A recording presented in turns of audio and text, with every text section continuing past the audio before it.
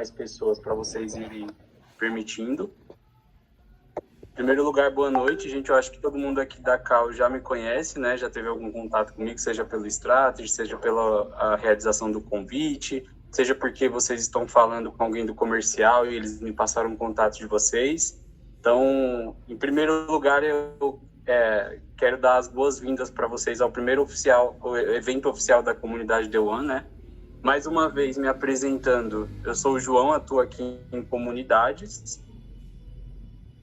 Deixa eu só voltar aqui. Isso. Sou o João, atuo aqui em comunidades na Bicorp. E essa aula hoje ela vai ser conduzida pelo Gabriel Pozella, né, que é o nosso Head de Advisor. Ele já vai falar, eu acho que a minha parte aqui vai ser bem breve, só para passar uma apresentação para vocês. Esse evento ele marca oficialmente a nova fase de reestruturação da comunidade, né? E assim, como spoiler, daqui mais ou menos 2 semanas, ali para o início de junho, a gente já vai ter as primeiras movimentações, onde vocês vão ser inseridos no grupo oficial da comunidade The One e vão começar a receber as nossas comunicações oficiais, tá?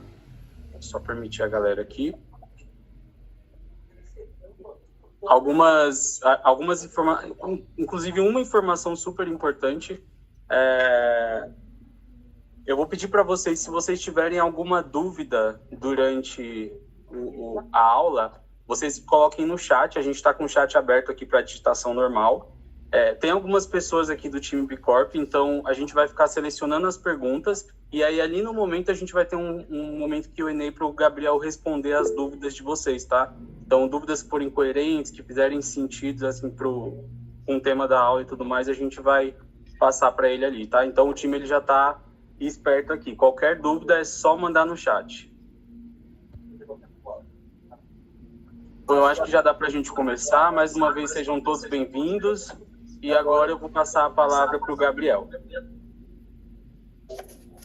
Obrigado, João. Bom, primeiramente, boa noite a todos. Obrigado aí pela presença de todos essa quinta-feira, meio de mês, né? Então, inclusive, tema provocativo, quanto que a gente vai faturar esse mês, considerando que já estamos na metade do mês.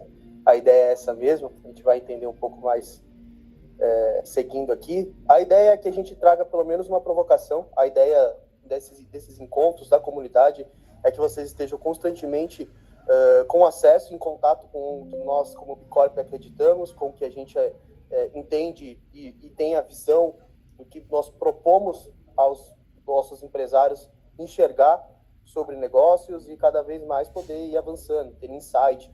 Às vezes, né, a gente, dessa conversa pode tirar alguma provocação onde você para olhar para a tua operação, para olhar suas estratégias, até de uma reunião que teve essa semana, uma reunião que terá, né, hoje mesmo, amanhã, quem sabe que o tempo de vocês não para. E aí, a partir disso, a gente conta que vocês possam sempre estar em movimento, sempre buscando aí os próximos passos. Então, a gente está muito compromissado sempre em transformar e gerar resultado para vocês, tá? Vou pedir para o João passar a próxima tela. Bom, quanto a tua empresa vai faturar em maio, né? Então, acho que essa é a grande pergunta que a gente trouxe aqui hoje. E eu vou começar contando, né, uma história para poder contextualizar isso. Que essa pergunta que está na tela é algo curioso, que foi em uma das entregas do Advisor, né, do nosso produto aqui, que é o Compass. Eu estava essa semana com um dos clientes em uma das sessões e eu estava conversando, né, sobre um dos pontos principais ali, sobre vendas, receita, produto, etc. A empresa tem 14 anos de operação, 1,2 milhão de faturamento mensal, 22 pessoas no time. E então, assim, é um negócio sólido, já está bem maturado, não posso dar muito detalhe, né, por conta de NDA e tudo mais, mas essas informações eu posso compartilhar tranquilamente, até inclusive ele me liberou. E aí eu perguntei para ele, quanto que a sua empresa vai faturar esse mês? E aí ele pensou, demorou, e aí ele, né, falou, depende. Aí eu parei e falei para ele, você tem 14 anos de empresa, fatura 14 milhões por ano, em média, e depende. E eu não estou contando isso para fazer uma crítica aí. Eu estou contando isso porque essa é a resposta de grande parte das pessoas que, inclusive, buscaram nossa imersão, buscaram estar conosco, que buscam aqui os nossos programas, porque é a pergunta do milhão, né? A previsibilidade de vendas é o que nós todos estamos buscando de uma forma constante. E provavelmente muitos daqui têm a mesma resposta. Então, se eu fizesse essa pergunta a cada um de vocês: quanto que você vai faturar até o final desse mês? Qual é a tua perspectiva e a tua visão sobre vendas para esse mês? Você saberia responder hoje, próximo de uma resposta e próximo de um número efetivamente real? E eu não estou dizendo da meta, tá? Estou falando em si do que você consegue mensurar através do que a sua máquina comercial hoje opera. E isso é algo que, cada vez em que a gente ganha maturidade e a gente evolui no negócio, se intensifica. Porque uma vez que você começa a encontrar essas métricas, é a hora em que você fala: beleza, agora eu estou pronto para escalar. Agora eu estou pronto para começar a fazer com que essa máquina produza mais. E realmente costuma ser esse o momento. Mas será que é realmente na forma como ele já está estruturado, naquele produto, com aquele tamanho de mercado que você visualizou no início, que é como ele vai conseguir se concretizar daquilo que você está mensurando daquela máquina, né? Então, hoje, todas as empresas buscam isso para que você tenha aquela escala dentro da lucratividade que você expõe. E antes de eu entrar numa teoria que eu quero apresentar para vocês, eu vou fazer um teste, né, que vai em linha com isso. 4 perguntas que, né, com esse teste eu gostaria que vocês pensassem. Se amanhã, 8 horas da manhã, eu te entrego 10 mil leads, o ICP perfeito, já passaram por triagem, estão te esperando. Pergunta número 1. Se o time comercial consegue absorver esse volume, em qual prazo? Pergunta número 2. Dos que forem atendidos, qual é a taxa de fechamento deles? Não a que você gostaria, mas a taxa real dos últimos 90 dias. Pergunta número 3. Desses que fecharem, a sua operação entrega sem quebrar prazo, qualidade ou margem? Então, por último, a 4ª pergunta. Você tem caixa hoje para sustentar essa entrega antes do recebimento, que ainda tem todo o descasamento e a visão, né, financeira que a gente sempre tem que equilibrar? Então, sim, pelo menos uma dessas perguntas você não tem uma clara resposta, é importante entender o que isso significa. É uma provocação para onde, quando você olha para a tua operação e pensa em escala, que é a tão desejada, mesmo que seja sustentada, né, de uma forma cadenciada pela tua ambição, é uma coisa curiosa de você parar para analisar e como que você busca essa previsibilidade. Então, significa que mais lead não é sempre a resposta. Não é necessariamente aonde você quer chegar, tá? E provavelmente você já gastou dinheiro tentando resolver o problema errado. Tráfego, agência, CRM, processo, contratação de pessoas, né? Então, João, pode passar 2 slides, por favor? Então, com isso, né, esse tipo de problema, esse tipo de visão, essa visão focada sempre em venda, sempre em funil, nem sempre é o que realmente está travando hoje o seu sistema. Muitos leads não é necessariamente a maior solução, não é necessariamente o maior gargalo que você tem no processo de vendas. Então, a previsibilidade ela vem muito, muito maior e vem numa ampla consideração quando você olha para negócio. E é isso que o Bluefin, inclusive a nossa metodologia, defende demais, né? Eu vou trazer aqui 3 casos com óticas, inclusive, muito diferentes do que a gente encontra por aí no mercado, né? Todos eles viraram referências mundiais. Pode passar mais um? Que é a Magalu, a Netflix e o McDonald's. E a ordem é proposital, tá? Vou começar com a Magalu, porque é a história, né, que a gente tem aí do varejo brasileiro. Vamos pegar lá a história partindo de 2010. Varejo brasileiro brigando por ponto comercial, vitrine, propaganda em horário nobre. E a Magalu era uma rede regional forte do interior de São Paulo. Só que ela estava jogando contra quem? Casas Bahia, Ponto Frio, Ricardo Eletro na época. Então, e aí todos eles nesse setor e nessa época que a gente estava falando que o contexto é um dos fatores mais importantes quando a gente analisa o negócio, era como é que eu vendo mais dentro da loja?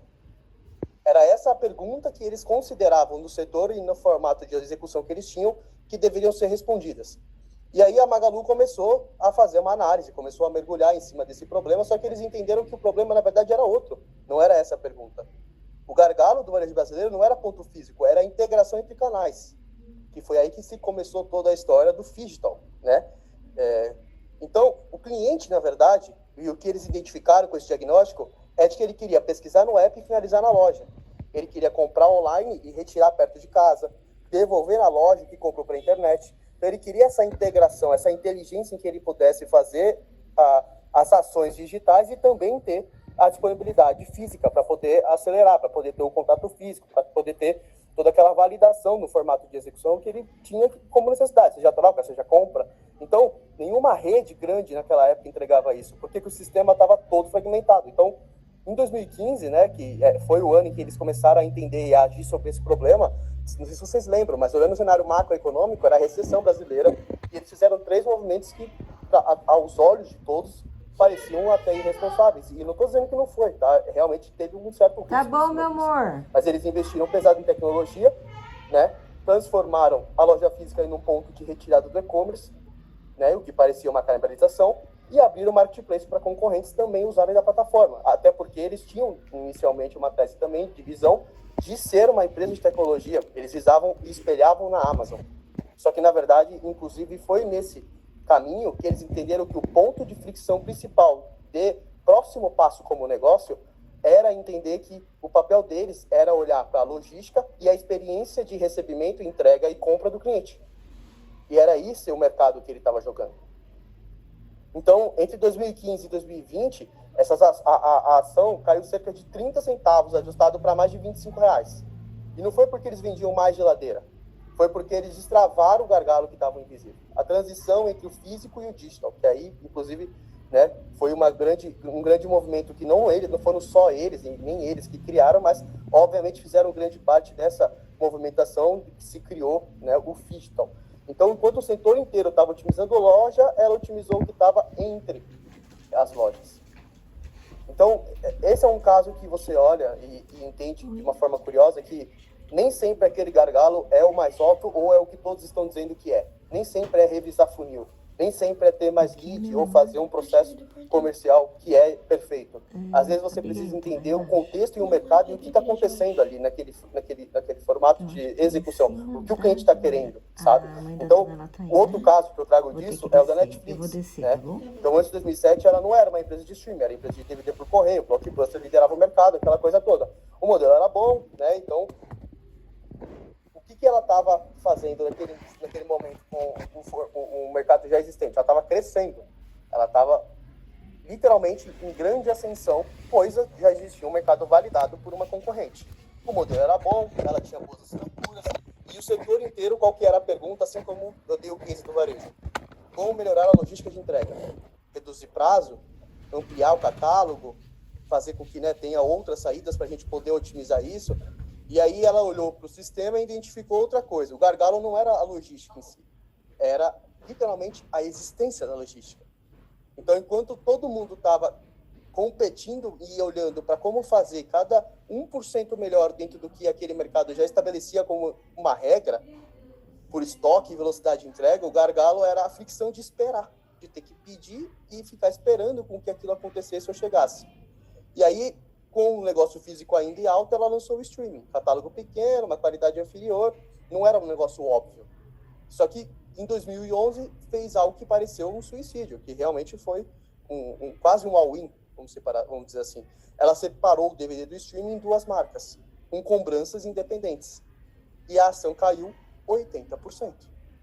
Os clientes se revoltaram, né? E aí teve um grande problema, inclusive o Wall Street pediu a cabeça de quem estava conduzindo essas estratégias, quase destruiu a empresa no curto prazo. E é exatamente o ponto que ninguém conta, porque foi algo que estremeceu muito quando tomou uma decisão, inclusive, né, um pouco exacerbada, talvez poucos teriam esse ímpeto de fazer isso, só que no fim não era um suicídio, ele estava fazendo literalmente um ajuste num gargalo, onde ele criou uma disrupção.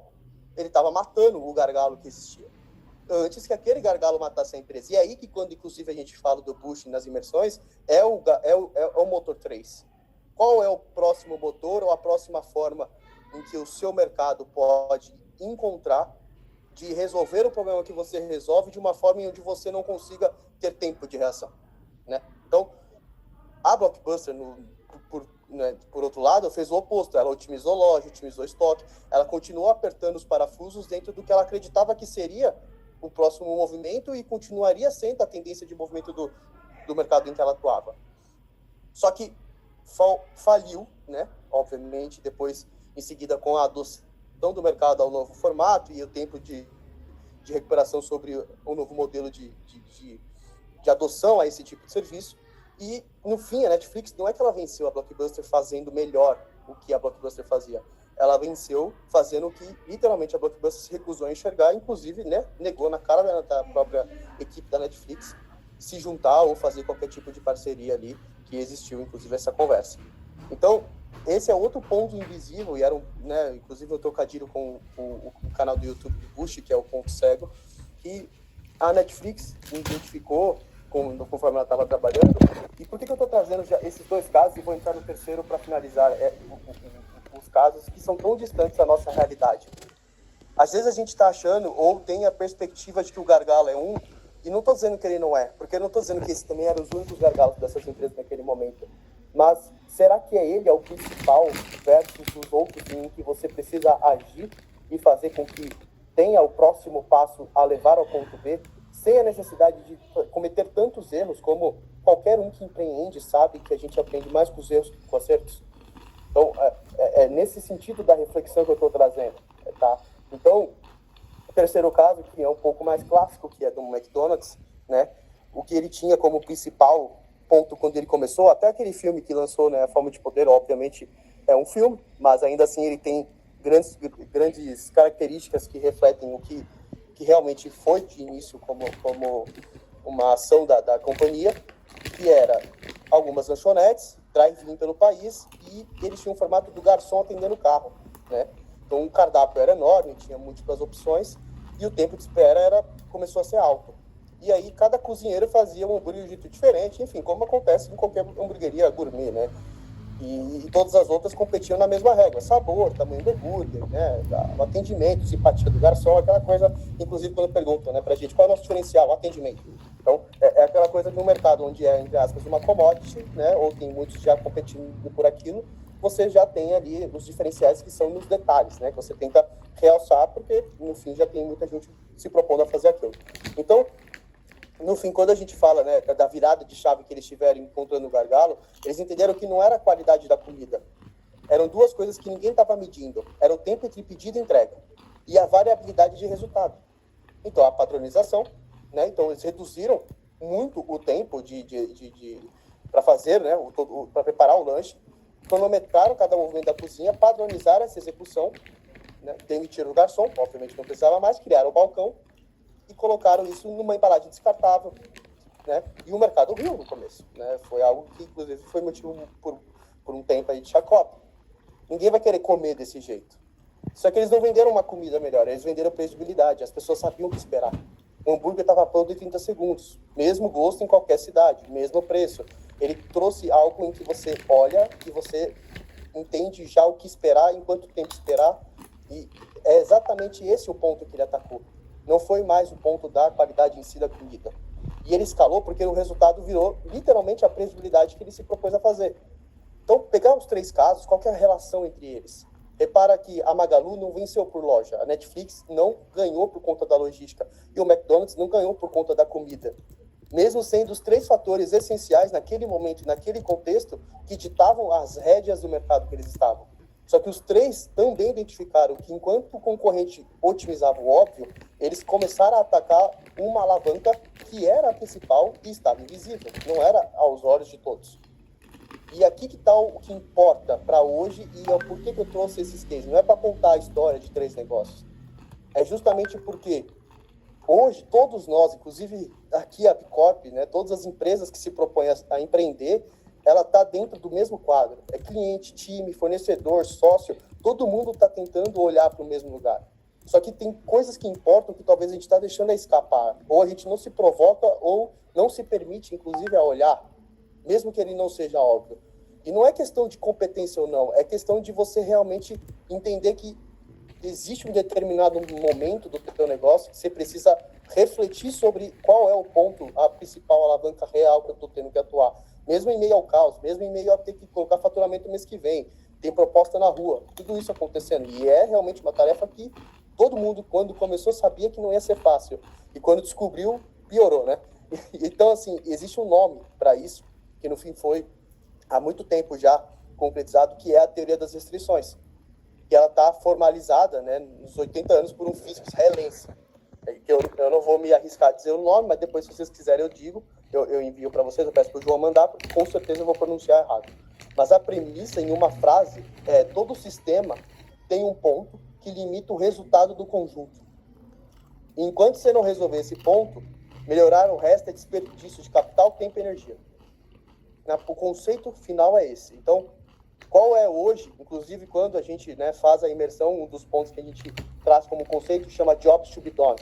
Qual é o principal gargalo ou o ponto que você realmente precisa ajustar ou definir, ou inclusive escolher o que não fazer, para que você canalize tempo, energia e dinheiro de forma a realmente estar buscando o teu próximo passo.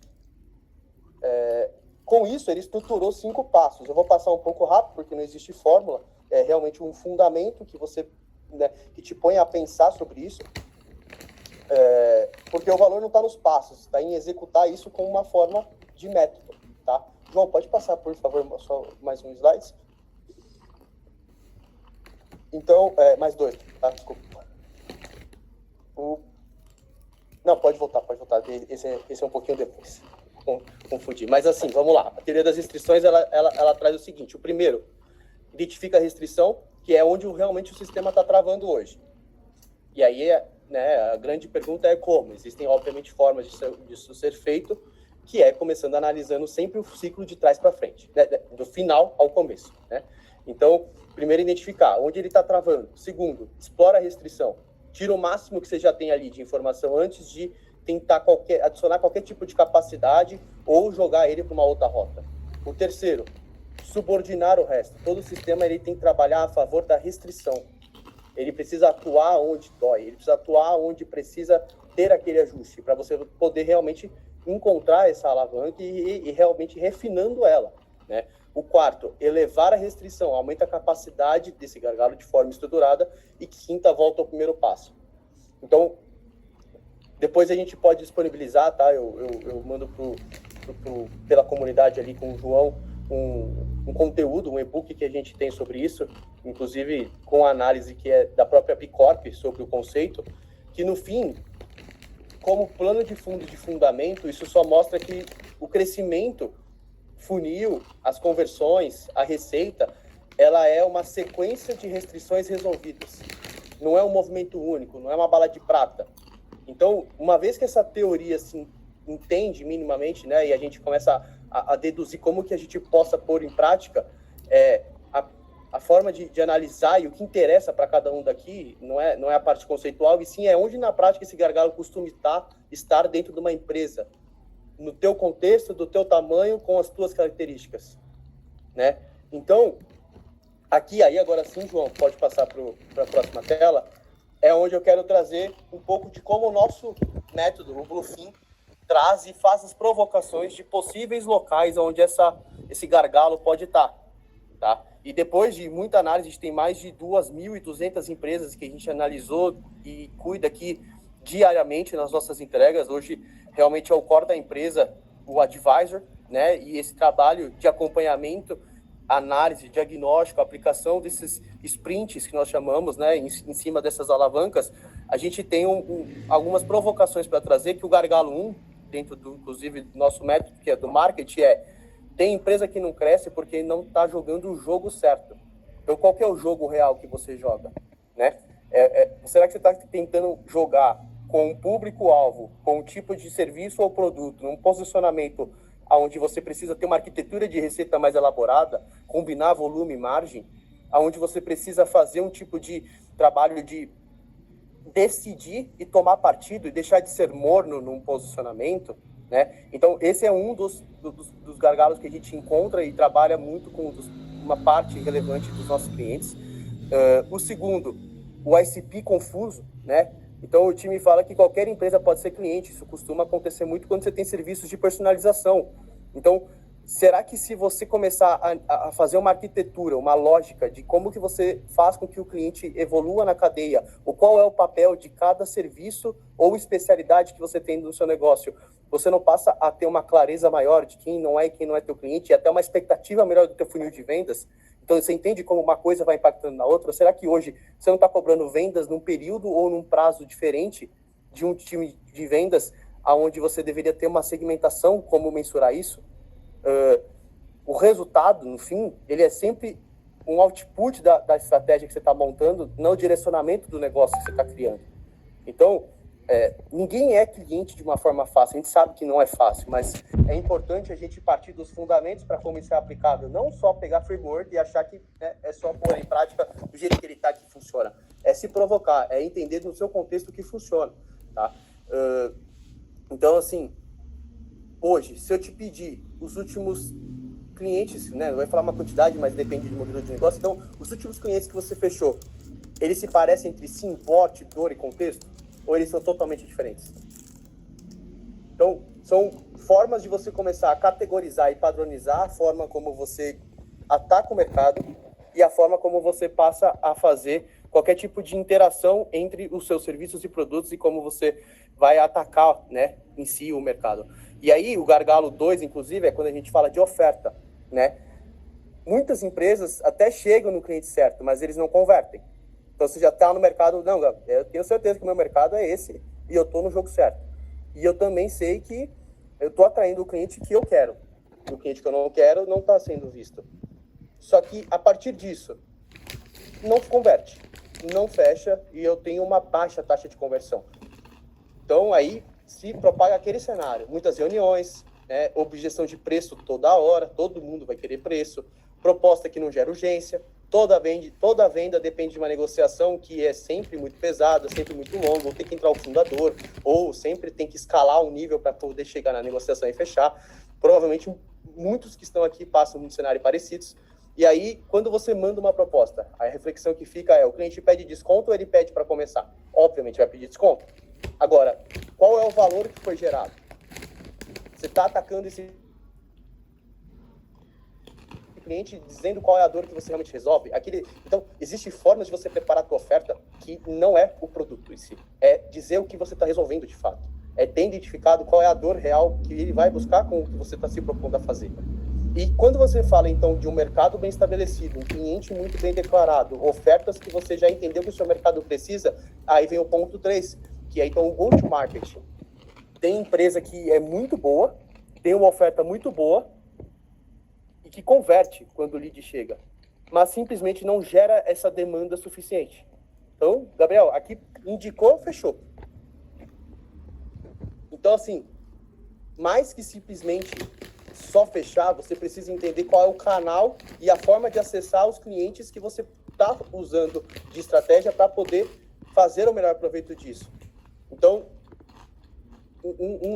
uma característica que é muito clássica quando a gente vê um gargalo em go-to-market é quando você definiu muito bem as suas ofertas, seus produtos, seu mercado, mas você ainda não entendeu qual é a forma que você precisa atacar esse mercado.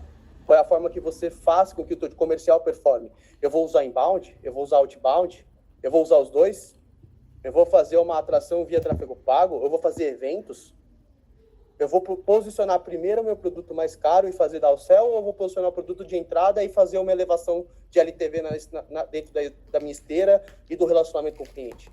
Tudo isso são definições que precisam ser feitas antes de você colocar um processo comercial para realmente acontecer, né? Então, todo esse critério e toda essa forma de analisar, né, inclusive ela segue muito a estratégia e a visão do Bluefin, ela parte justamente de você entender que existe uma lógica de definição que sem você estar definindo o mercado, a oferta e os canais, sempre haverá melhorias, inclusive algumas delas que não poderão ser somente resolvidas olhando o funil, que aí sim vem o quarto gargalo possível, que é vendas. Então, aí vamos pegar o cenário agora. Tem uma empresa que gera lead, agenda reunião, fecha negociação, só que não fecha. A conversão ainda é baixa, o pipeline cheio, né? Então tem muito lead, que é o ICP, mas não vira receita. Não consegue prever quanto que põe de investimento, de awareness para quanto que vai fechar. Então, se torna aquele caos que você sempre vai falar, pô, meu time de vendas não vende, não converte, tem algum tipo de erro na minha proposta, minha precificação não está correta, né? E aquele processo comercial que é inconsistente, ele não tem uma rotina. Cada um vende de um jeito, né? E aí a pergunta que sempre traz, e esse é um dos principais gargalos também que está dentro da sua operação, é: se o seu melhor closer pede demissão hoje, o que acontece com o mês de maio?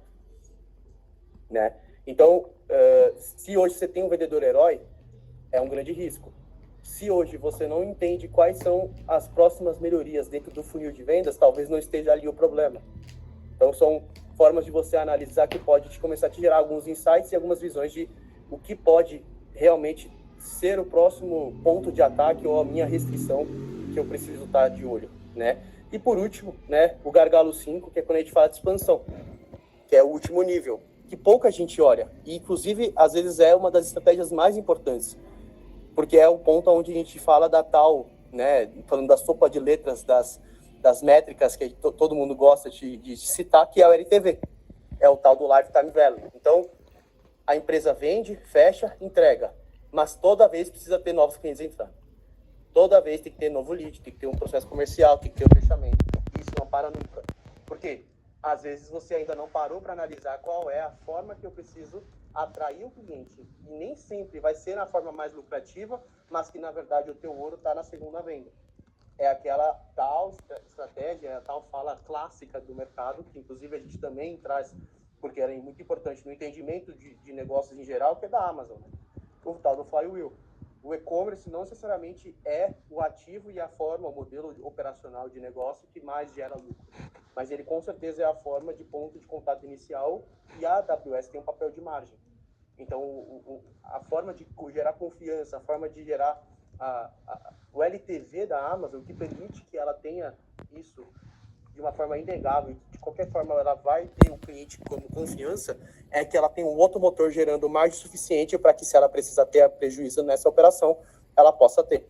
Então, tudo isso são estratégias e formas de olhar para negócio que parece distante quando a gente olha do tamanho de uma Amazon, que é, sei lá, quase um oligopólio, o tamanho está se tornando, quando a gente olha para outras empresas que se desenrolam em cada uma no seu setor como líderes, mas, na verdade, quando a gente olha pelo fundamento, não são fundamentos distantes de serem aplicados nos nossos negócios ou nos nossos setores. Claro que tem coisas que são muito mais táticas operacionais, mas se ela parte de uma boa estratégia, você passa já a estar estruturando isso para justamente conseguir aplicar uma escala sustentável, que a gente sabe que é o que a gente sempre está buscando, né? Então, se você respondeu rápido para essas 5 perguntas e nenhuma te incomodou, provavelmente você está fazendo um trabalho excelente no seu setor, provavelmente você está fazendo um trabalho impecável, aonde você só precisa constantemente estar olhando as suas métricas, lapidando e fazendo ajustes. Agora, se pelo menos uma dessas te trouxe uma dúvida de resposta ou uma dúvida de foco para onde você deveria focar, pode ser que exista uma grande oportunidade de um dinheiro que está invisível no seu mercado, no seu negócio. Então, crescer não depende mais de esforço, né? João, pode passar o próximo? Crescer, ele justamente já está numa proporção de você entender aonde você vai dedicar esse esforço, não só fazer esforço por si só, porque, né, a gente provavelmente chegou onde a gente chegou inicialmente, trabalhando muito. Tenho certeza que aqui isso é uma coisa inegável para todos, foi muito trabalho. Agora, será que é só mais esforço em todos os lugares que a gente está encontrando melhoria e oportunidade de crescimento que faz com que a gente alcance o próximo nível, ou é agora a gente ser um pouco mais preciso e estratégico a ponto de saber canalizar esses esforços, né? Então, essa é uma grande pergunta que sempre a gente traz para provocar o empresário, porque a gente respeita muito a trajetória de todos e a gente sabe que para chegar onde chegou não foi simplesmente fazendo muitos cursos, simplesmente aplicando o framework que tem, né, várias sopas de letras bonitas por aí. É trabalho duro. E chega, assim, o momento que uma visão de fora, uma ótica, uma comunidade como essa, ele traz uma provocação a ponto de você começar a enxergar qual que é realmente esse próximo passo. Então, destravar esse lado invisível não é só mais uma frase bonita, é realmente aquele ponto cego que, às vezes, por conta do caos do dia a dia e da operação, não está claro, ele não aparece, ele precisa realmente ser explorado. Né? E como é que você destrava isso se ele é invisível justamente porque que você está dentro? Né? Então, a imersão ela vem para te trazer essa provocação. A imersão, inclusive, o trabalho que a gente faz bastante com muitos de vocês que estão aqui, é provocar e te dar clareza de que existe uma forma lógica para que você possa encontrar esses pontos de atenção e de execução dentro da tua operação. Não é só olhar para vendas, é o coração da empresa, sim, isso é inegável. E eu sempre defenderei isso como bom vendedor que já fui. Hoje, como um advisor, eu olho e entendo que para o coração funcionar, você precisa estar treinando, você precisa estar saudável, você precisa estar ali realmente preparado para isso, tá? Então, é com base nisso que aí eu queria deixar novamente para vocês aqui e explicar que o trabalho principal que a gente se propõe a fazer é o advisor, é sim a imersão e o Bluefin, que no fim é a nossa metodologia trabalhada numa forma próxima a você. Então, na imersão, a gente concatena isso com o Bush, te traz isso numa forma muito mais intensiva, que é justamente por isso que a gente faz no modelo presencial, e agora a gente olha para depois uma jornada contínua que foi muito requisitada por muitas pessoas por muito tempo, de ok, você me mostrou uma forma e um lado de negócios que eu não enxergava, mas agora eu preciso de um apoio, eu preciso de uma ajuda para pôr isso em prática, para poder aplicar isso, para ter alguém que no dia a dia, durante os meses, as semanas, possam me trazer provocações. Então, foi com base nisso que a gente criou o Compass. Tá? João, pode passar para o próximo? E o Compass, ele vem justamente para poder trabalhar em cima disso. Então, eu queria só apresentar rapidamente e deixar para vocês aqui disponível. João, pode passar. Pode passar mais um? Porque a gente entende, tá? E aí isso parte de uma forma, e aqui eu quero deixar claro que se a gente confia muito no nosso trabalho, e é por isso que, como porta sempre de ajuste e de apoio a vocês, a gente entende que negócios é um jogo de probabilidade, né? Então, se negócios é um jogo de probabilidade, a gente entende que se você precisa e você quer ter um apoio e contar com nossa ajuda para dar os próximos passos, encontrar a próxima alavanca, né? Fazer um trabalho em conjunto com muito mais assertividade, para isso que a gente está se propondo a fazer. Né? Sozinho, existe uma probabilidade também de você conseguir e você fazer o trabalho. Mas você concorda que as chances aumentam quando a gente tem alguém, uma empresa que está se propondo a ser provocativa, de olhar da forma como a gente olha, de vir criando e validando e gerando resultados com a metodologia, né, aumenta essas chances. E aí, então, hoje nós temos o formato de execução do Compass que passa ali por 12 sprints, 12 semanas, uma sprint, né? Pode passar. Então, são 12 meses de trabalho, né? Então, são um ano em conjunto com nossa equipe aqui, atuando e aplicando a metodologia. São 4 sprints de 12 semanas, com todas as visões de mercado, todo o uso da nossa plataforma do Einstein, que vocês tiveram acesso, né? Todo acesso ao index, que é a nossa visão de tendência de mercado por setor, e toda a forma onde a gente sempre vai estar junto durante essas sessões, te apresentando e propondo o melhor trabalho que a gente puder. Então, pode passar, João? De uma forma final e resumida aqui sobre como opera o Compass, ele tem ali as sessões individuais, que elas são aplicadas cada uma com o teu papel dentro do teu contexto, né? Então, a primeira sessão, inclusive, ela não está ali notificada porque é a bolinha branca, e aí, com isso, quem tiver interesse no final, acho que pode chamar o João. A ideia não é fazer pitch, a ideia é trazer provocação, a ideia é trazer conteúdo. Eu só queria deixar para vocês à disposição e lembrá-los que estamos aqui para apoiar vocês nessa jornada e que existe aí o programa que está disponível para vocês poderem nos chamar e contar com a gente nessa próxima janela de crescimento que vocês buscam, tá? No fim, a pergunta final, né, e aí justamente pelo tema que a gente trouxe, quanto de dinheiro ainda existe no seu mercado que você não enxergou e que você pode acessar? Né? Tanto de fruta baixas, que a gente fala de são ações mais rápidas, quanto daquelas onde você se prepara tanto para escalar o mercado atual, quanto outros mercados ou de outros serviços e produtos que você poderia criar, motores em si, e que a gente conta e já fez aqui com múltiplos casos.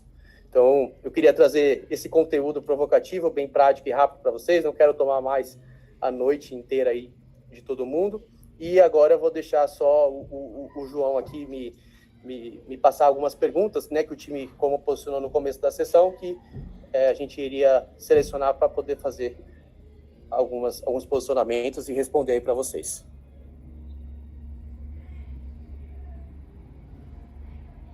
Bom, gente, peraí que tem alguém pedindo para entrar aqui. Isso. Que aula, hein, galera? Bom, tiveram algumas perguntas aqui, eu vou ditar aqui para o Gabriel e a ideia é que ele responda e esse seja o momento de Q&A que a gente vai criar, tá? Teve uma pergunta aqui, Gabriel, como descubro qual é o gargalo da minha operação de fato? Como sei quando é o time de vendas ou a oferta? Bom, uma das formas quando a gente olha para o problema que a gente está tendo em vendas, né, e aí a gente fica em dúvida se é oferta ou se é vendas, é a gente olhar para qual é o tipo de produto ou qual é a solução que a gente está propondo para o mercado e como ela deveria ser realmente validada. Então, normalmente quando isso acontece, a gente já tem uma operação de comercial rodando. Então, a gente já tem cases.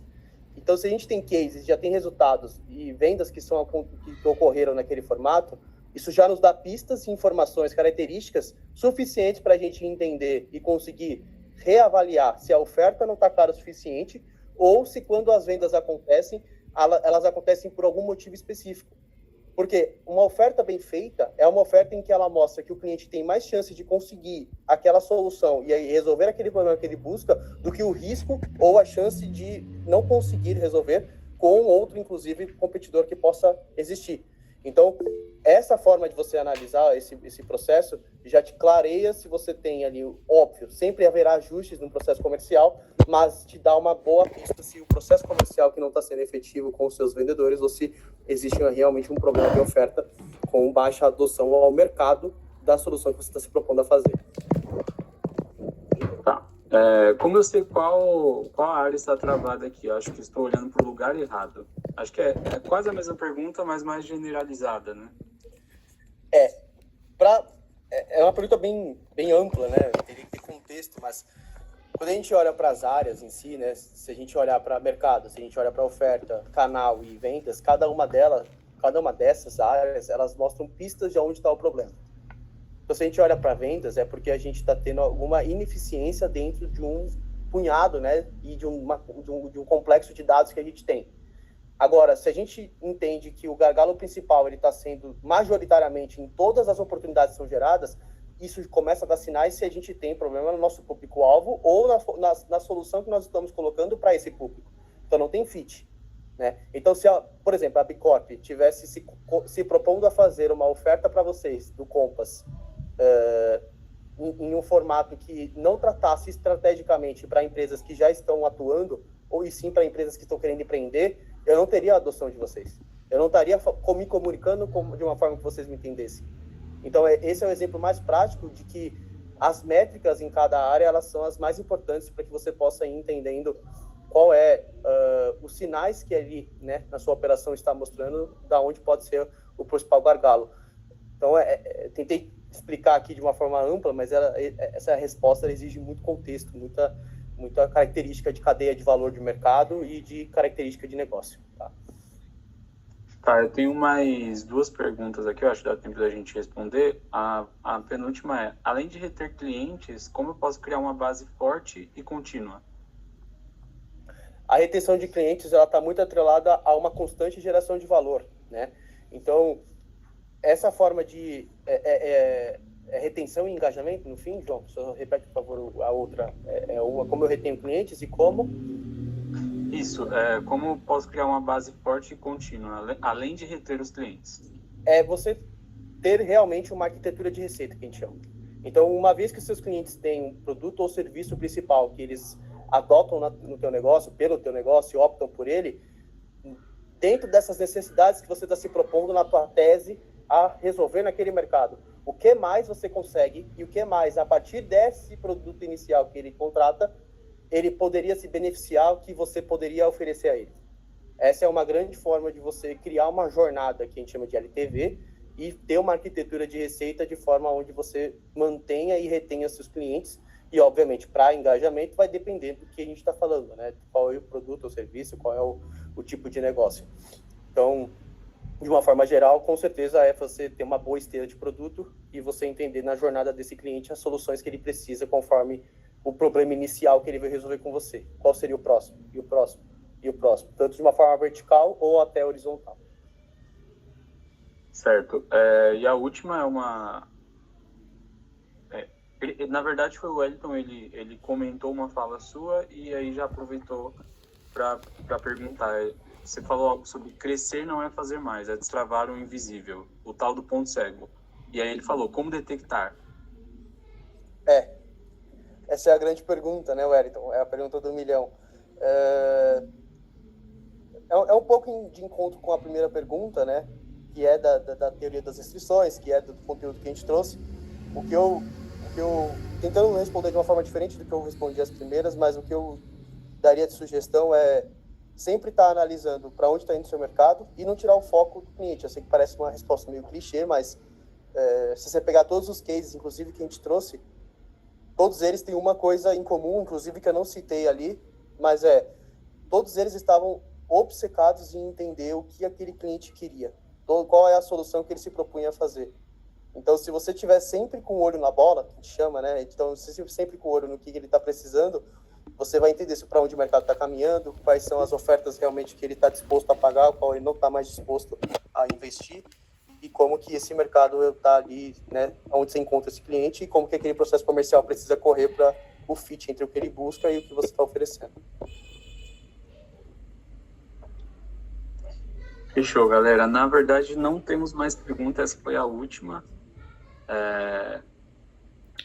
O Edson comentou aqui, Gabriel, sobre ser essa questão, né, o cliente no centro e tudo mais, olhar para a tendência de mercado. É isso. Isso é um ponto muito importante e tendência de mercado, eu diria que sempre tem sinais quando você analisa relatórios, quando você analisa visões de empresas que estão se propondo a fazer isso, mas a melhor tendência de mercado é aquela que vai a tendência. Essa é bem a real. Legal, galera. Acho que com isso nós finalizamos essa aula. Lembrando que isso aqui foi só o começo, como eu falei para vocês no comecinho ali, essa foi uma pré-estreia, né? Esse evento, na verdade, marcou a pré-estreia da comunidade, desse novo formato. Daqui 2 semanas teremos novidades, teremos a inclusão no grupo, e aí a gente vai, claro, divulgar o calendário com mais aulas, e o que a gente espera é que esse aprendizado com vocês seja contínuo, tá? Eu queria agradecer muito a presença de vocês, e aqui fica meu muito obrigado e aguardem novidades, que terá, tá bom?